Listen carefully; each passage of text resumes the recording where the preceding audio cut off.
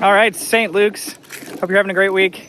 The family and I are in Greenville right now, seeing family and just taking a mini-cation. So this is going to be a very informal midweek message, but I just wanted to reflect on the blessing of this past week and the healing service that we had on Sunday. So many people coming forward. It was so wonderful. I loved it.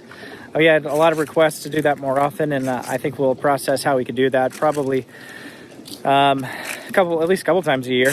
It's not really something that we could do monthly just because it added so much time to the service, but it was wonderful. And April and I were talking and kind of reflecting on that, and I was thinking about John 5, where Jesus comes up to the man who is the paralytic, who'd been paralyzed for 38 years, laying by the pool at Bethesda. And he says to the man, "Do you want to be healed?" And the man says, "Well, sir, I don't have anybody to take me up and put me in the water, because when the water stirs, and then somebody always gets down there before I do." And Jesus just looks at him and says, "Pick up your bed and walk." And he does it. I think that's such a wonderful idea for us as we are looking for Jesus to move in our own hearts and our own lives, whether it's spiritually or emotionally, or we want a deeper walk with Christ, or we need to let go of unforgiveness, or we need healing in our bodies. Jesus looks at us and he says, "Do you want to be healed?" He says, "Behold, I stand at the door and knock. If anyone hears my voice and opens the door, I will come into him and eat with him and he with me." Revelation 3:20, right? So this is the question for us, just really quick. Do we want to be healed? Are you inviting Jesus to come in and heal you?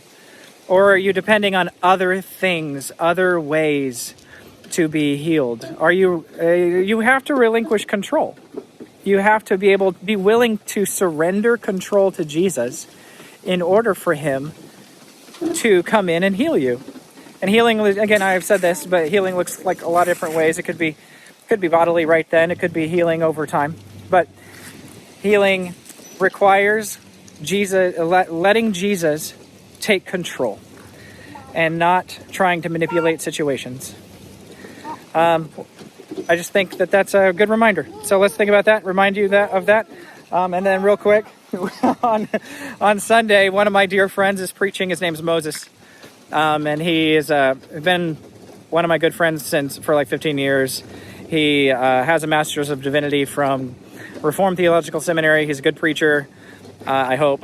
And he's actually the guy who introduced me to Anglicanism, so you can blame him for that. But anyway, we'll welcome Moses on Sunday. He's also going to be talking in the Rector's Forum about how we know we can trust Holy Scripture from cover to cover, and that it is beautiful, and it is holy, it is inspired. So we're going to talk about that.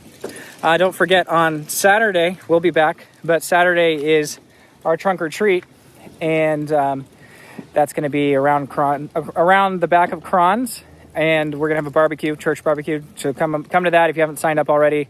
Make sure you RSVP and let Jessica know that you're going to do a trunk for the kids. Don't forget the Women's Conference, November 8th. Got to sign up for that. Lots of good things going on at St. Luke's. And we're halfway through our small groups right now, and I hope that those are going well. Mine's going great. Enjoying our small group time tremendously. And I just want to thank you guys and all the small group leaders for stepping up and making that happen.